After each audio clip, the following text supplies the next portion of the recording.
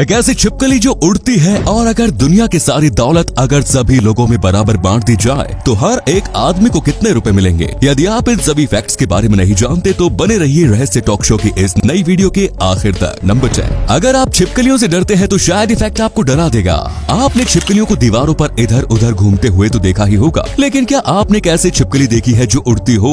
उड़ने वाली ये छिपकली मेडागास्कर नाम के जंगल में पाई जाती है और इसे फ्लाइंग लिजार्ड के नाम से जाना जाता है। ये छिपकली उड़ने के लिए अपनी एक्स्ट्रा स्किन मेम्ब्रेन को स्ट्रेच कर ग्लाइड करती है, जो इसे 50 मीटर तक उड़ने में मदद करता है।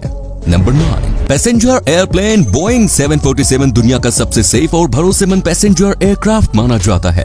ऐसा इसकी बिल्ड क्वालिटी की वजह से पॉसिबल हो पाया है। आपको जानकर हैरानी होगी कि एक बोइंग 747 की फ्रंट विंडशील्ड इतनी महंगी होती है कि जितने में एक ब्रांड न्यू BMW M8 आ जाए। नंबर 8, वैसे तो इंडिया और पाकिस्तान के बीच कोई मुकाबला नहीं है, लेकिन फिर भी आपको एक फैक्ट बताता हूँ जिसे जानकर आपको पक्का यकीन हो जाएगा कि वाकई में इन दोनों देशों का कोई मुकाबला ही नहीं। टाटा कंसल्टेंसी सर्विसेज का मार्केट कैप पाकिस्तान के पूरे स्टॉक एक्सचेंज में लिस्टेड सभी कंपनीज के टोटल मार्केट कैप से 3 गुना ज्यादा है। टाटा कंसल्टेंसी सर्विसेज का मार्केट कैप $165.7 बिलियन है, वहीं पाकिस्तान के स्टॉक एक्सचेंज का मार्केट कैप सिर्फ $52 बिलियन है। पता नहीं फिर भी क्यों हमारे देश की मीडिया और हमारे पॉलिटिशियन पाकिस्तान से ही मुकाबला करके खुश है, जबकि पाकिस्तान तो सच में भारत का बच्चा ही है।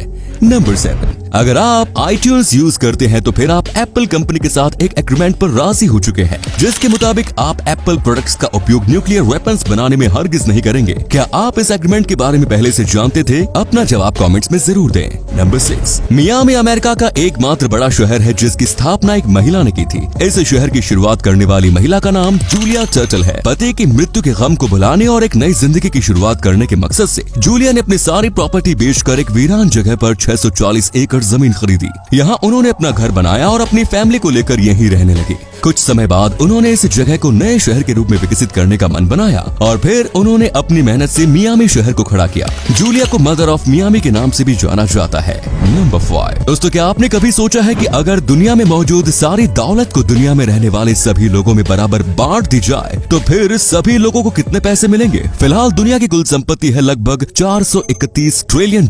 अगर इस $431 ट्रिलियन को दुनिया के सभी लोगों के बीच में बराबर बांट दिया जाए तो फिर हर एक शख्स को लगभग 41 लाख रुपए मिलेंगे। इसी कमाल के फैक्ट पर प्लीज वीडियो को लाइक कर दीजिए। नंबर 4, अमेरिका के रहने वाली मैडम CJ वॉकर दुनिया की पहली ऐसी औरत है जो खुद के दम पर मिलेनियर बनी। एक अफ्रीकन अमेरिकन थी जिनका जन्म वर्ष 1823 में हुआ। इन्होंने महिलाओं के लिए कॉस्मेटिक्स और हेयर केयर प्रोडक्ट्स बनाने वाली कंपनी की शुरुआत की थी। इसकी बदौलत वो दुनिया की पहली सेल्फ मेड मिलेनियर बनी। बिजनेस वुमन होने के साथ ही वो फिलैंथ्रोपिस्ट और पॉलिटिकल एंड सोशल एक्टिविस्ट भी थी। नंबर 3, इंग्लैंड के जर्नलिस्ट मिशेल निकोलसन वर्ष 1992 में बोस्निया एंड हर्जेगोविना के साराजीवो इलाके में वॉर रिपोर्टिंग कर रहे थे। इसी दौरान उनकी नजर खंडर नुमा बिल्डिंग में रह रहे 200 अनाथ बच्चों पर पड़ी। निकोलसन ने जिम्मेदार अधिकारियों से गुजारिश की कि इन बच्चों को यहाँ से निकालकर किसी सुरक्षित जगह पर पहुँचा दिया जाए, लेकिन उनकी बात नहीं मानी गई। यहीं पर निकोलसन की मुलाकात 9 साल की नताशा से हुई,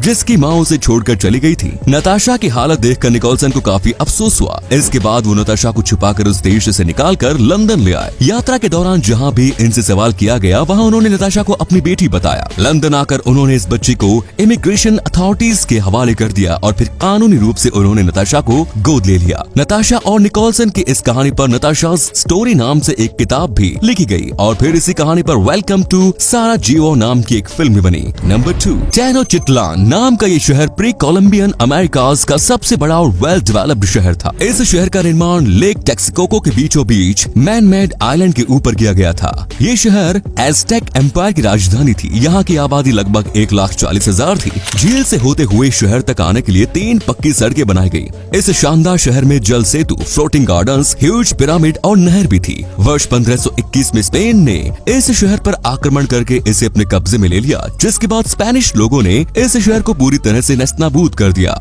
नंबर 1, वर्ष 1999 में जोनाथन जोसेफ जेम्स नाम के 17 साल के एक हैकर ने डिफेंस थ्रेट रिडक्शन एजेंसी के डाटा में सेंध मारी और 3000 से ज्यादा सीक्रेट मैसेजेस और कई सारे पासवर्ड हासिल कर लिए। कुछ समय बाद इसने नासा को भी अपने हैकिंग का शिकार बना लिया, जिस कारण नासा में 21 दिनों तक काम ठप हो गया। हैकिंग करने के जुर्म में इसे 7 महीने के लिए घर में नजरबंद कर दिया गया। 18 साल की उम्र होने के बाद इसकी सजा खत्म हो गई। इस घटना के कई साल बाद वर्ष 2007 में TJX कंपनी एक बड़ी हैकिंग का शिकार हो गई और लाखों कस्टमर्स के क्रेडिट कार्ड्स की डिटेल्स हैकर के हाथ लग गई। इस हैकिंग में भी पुलिस के शक की सुई जेम्स पर आकर अटक गई। पुलिस के द्वारा पूछताछ किए जाने के बाद वो इतना डर गया कि वर्ष 2008 में उसने आत्महत्या कर ली। जेम्स ने मरने से पहले एक नोट में लिखा था कि मैं ईमानदारी से कह सकता हूँ कि TJX हैकिंग से मेरा कोई लेना देना नहीं है और मुझे देश के जस्टिस सिस्टम पर भरोसा नहीं है। जेम्स इस दुनिया से चला गया, लेकिन सबसे बड़ा सवाल ये कि उसकी मौत का जिम्मेदार कौन?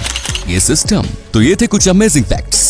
आपको इनमें से कौन सा फैक्ट सबसे ज्यादा इंटरेस्टिंग लगा? कमेंट्स में जरूर बताएं। साथ ही वीडियो को प्लीज लाइक, शेयर और चैनल को सब्सक्राइब करें। धन्यवाद।